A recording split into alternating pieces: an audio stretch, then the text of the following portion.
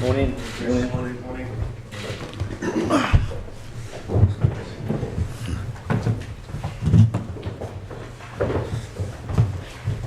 Hiya.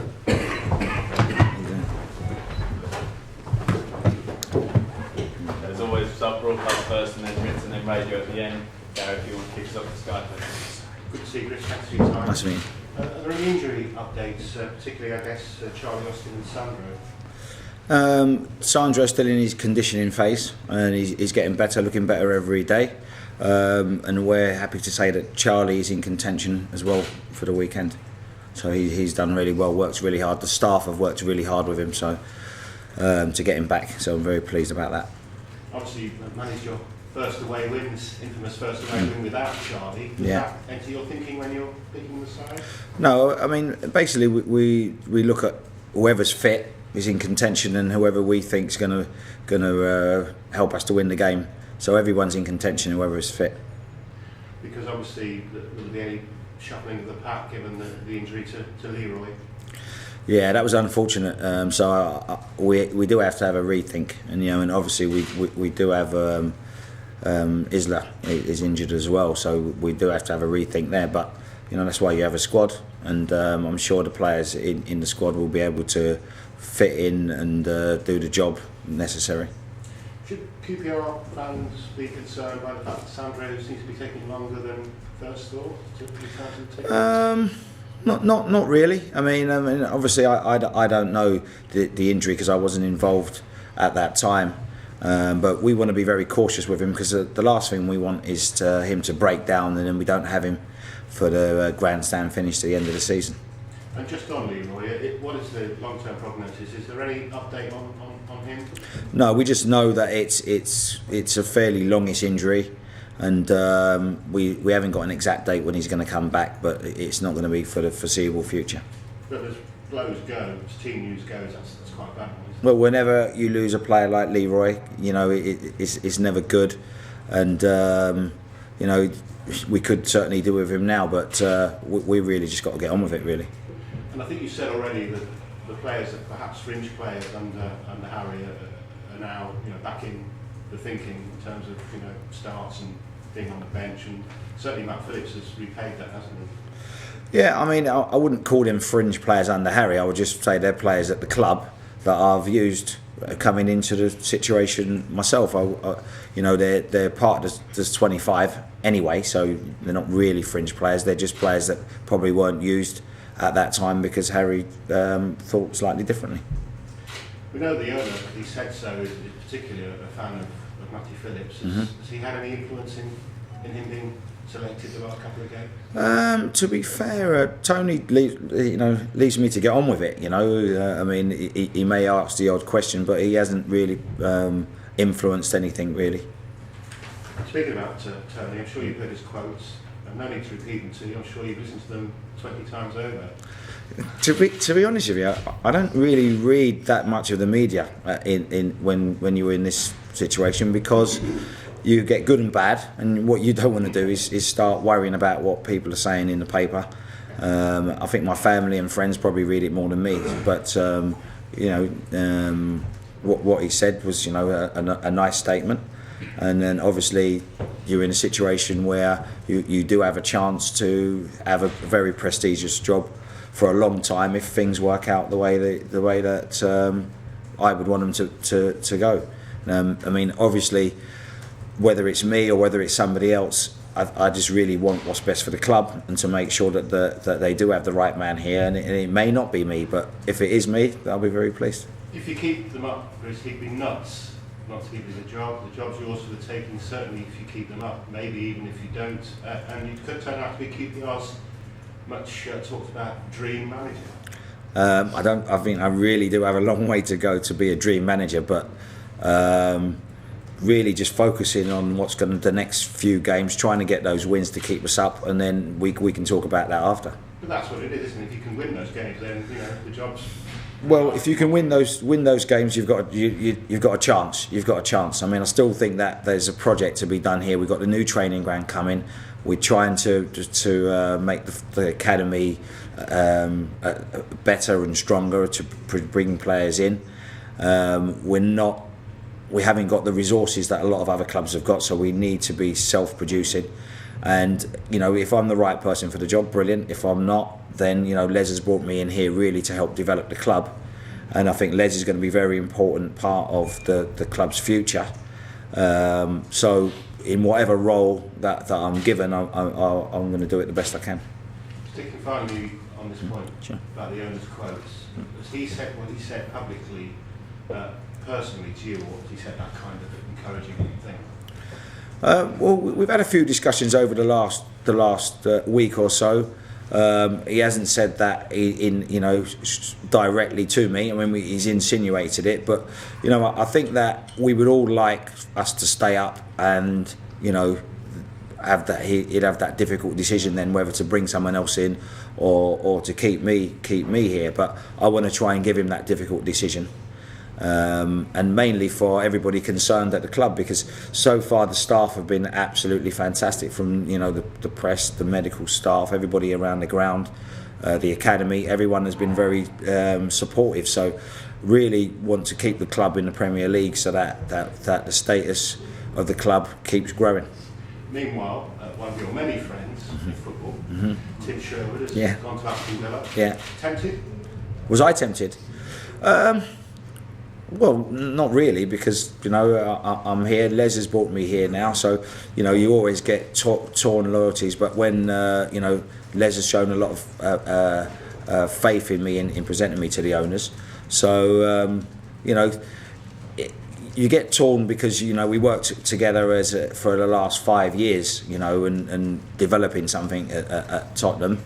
And it would have been nice for us to all stay together, but football's not like that, and I think Tim would understand that I've got a job in my own right at the moment, and you know, and I know Tim's going to do a great job at Aston Villa. You know, we just hope that they can stay where they are and we stay where we are. We take that at this stage of the season, but you know, we've spoken along the way. You know, so you know, I mean, I'm really hoping that things work out for him there, as we hope that it works out for us here.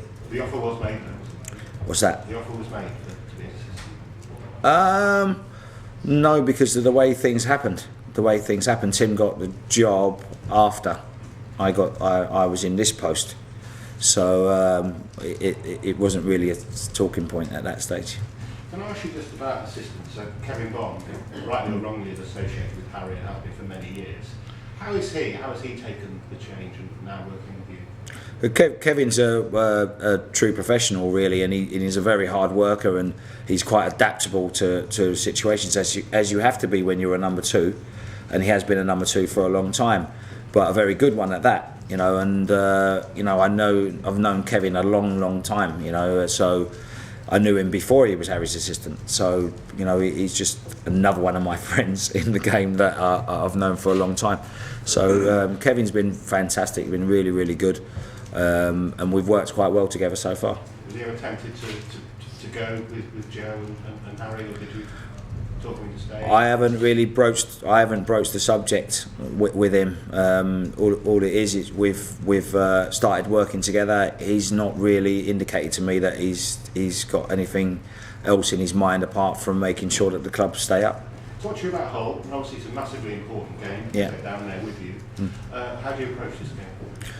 We just approach it in the same way that we approached the Sunderland game. I mean, we're going to go in there with everybody having trained well and everybody focused on what we're going to do, and hopefully it can come together in the same way it did at Sunderland. But we're going to approach it basically how we're going to approach most of our games. You know, we're going to try and play on the front foot because obviously we need to gain points as quickly as possible. And we're just going to make sure that we try to convert what we do on the training pitch in the game. And after that first away win, what would another away win do? Not only points-wise in terms of your position in the table, but the spirit of the team. Well, I think the players will have the belief that I think they should have anyway, because we have got some talent, and I think that they should really believe that they can accumulate some more away wins. So hopefully another away win might boost the squad even more.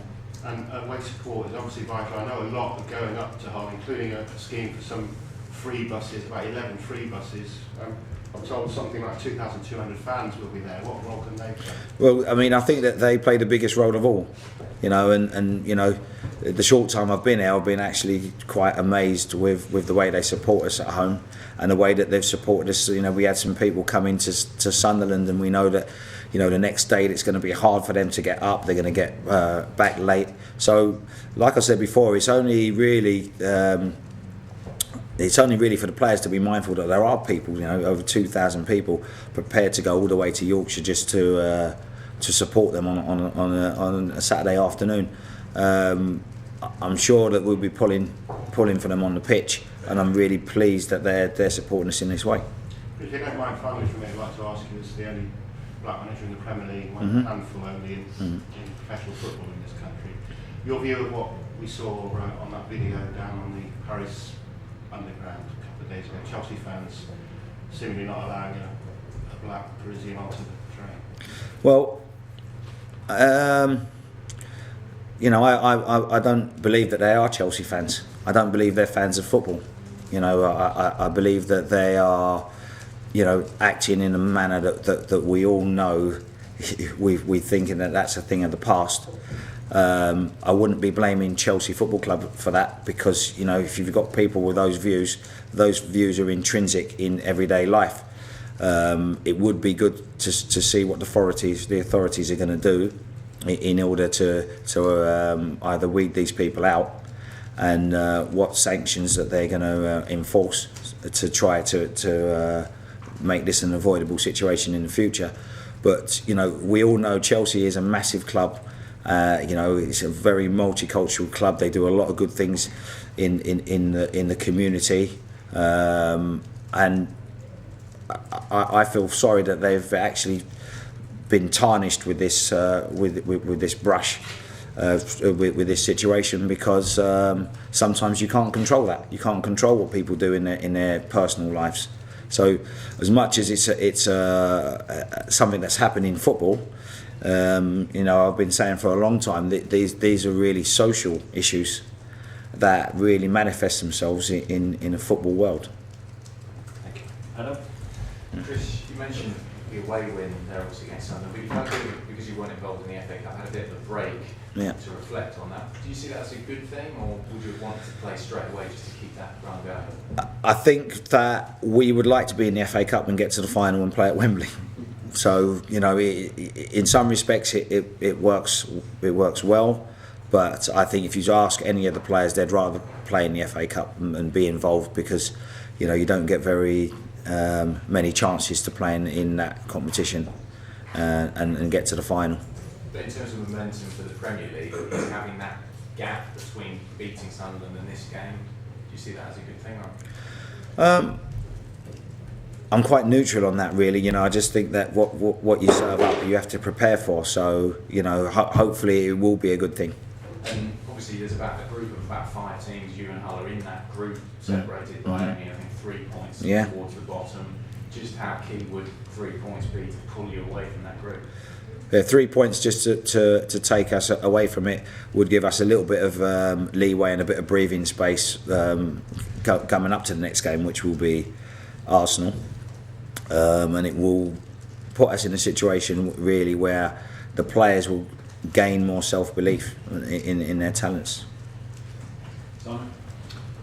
Chris, sorry to drag you back to the Parisian incident, but in a way, one of the positives, the sort of power of modern technology, that it was caught on camera, and would you sort of encourage fans wherever they see it to sort of do likewise what that person did in Paris? Yeah, I think that's a very brave person and someone who's, you know, thinking about the consequences of what it could have been in that situation. I would encourage people to make sure that the perpetrators, are known, and that we can try to eradicate it. Have you yourself experienced much racism in your A lot. football career? A lot. In terms, can you sort of go into any? Well, believe it, I mean, I've started in 1978, so take from that what you may. So, you know, I started in 1978, where things were very, very different. and you know, through the 80s and through the 90s and even up to now. Racism is not something that gets totally eradicated. It's something that gets shuffled about and hidden in places that you wouldn't believe. So I would say that I have suffered it. You know, I wouldn't want to go into the details of it now. We can have a private conversation one day, and I'll tell you a little bit about it now. But I don't want it to be about me. I want to really focus on what's happened in that situation in Paris, and make sure that everybody shines the spotlight on that, so that doesn't happen again. Was it a reminder then that it's not gone away, that we can't turn a blind eye and think everything's rosy?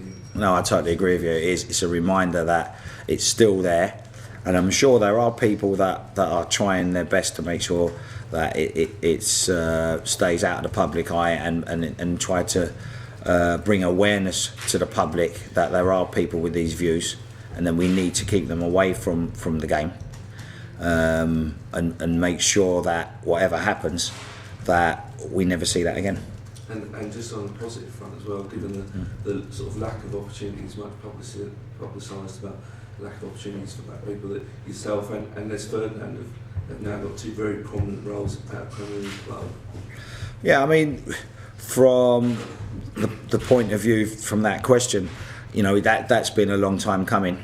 As regards whether I stay in this role or not, it's still a huge achievement.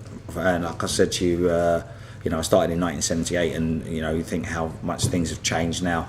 You know, we've got different organisations that are bringing awareness that, you know, we need to be judged as individuals, not as race or anything, you know, anything else. We need to be judged as individuals. So you know, it's a fantastic opportunity for us both, but we need to try to separate the issues.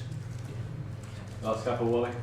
Chris, apologies for going back to the subjects in Paris isn't really to do with the game, but are Chelsea in a bit more of a precarious position because of how they handled John Terry and Anton Ferdinand here? I would say that there is a spotlight on them because of that. How it was handled, I wouldn't really want to expand on at this stage now, because I think that has now been dealt with one way or another, and this is a completely separate issue. What I would like to say is that we know that Chelsea, you know, is a multicultural club, and it has players from all over the world, and I don't believe that they can take the blame for individuals, because no matter how much you hide it, you know, it's still there. So it's more of a social thing that we really need to eradicate before we can blame a club or a particular situation, because had that not been caught on camera, it's probably something that was going on before anyway. So, you know, that's not that we can't be looking at that as a single situation. You know, that just happened to be the person or the people that have been caught in that time. I know I'm pushing my luck, but if Chelsea supported a player who was found guilty of using racist language, is there much faith in them, you know, punishing their fans that are doing it? Well, it's not only for Chelsea as a football club to deal with their fans. It's for football as a whole to deal with those people, and it's for people outside football to deal with those people, because you know it's actually a crime, you know, in a civil of a civil nature, really. I mean, if you look at it, really take the scarves away from them and put them on a train on the underground. It's something really that the authorities need to deal with from that point of view. And I think one of the things we tend to do is we look at football as being the be-all and end-all of sorting out social problems. Social problems just happen to infiltrate themselves into football, and people like to hide behind the mob mentality, which is why they get away with it a lot of the time. Okay, if you like to turn your cameras off unless you're filming cutaways and guys from your seats forward. No problem.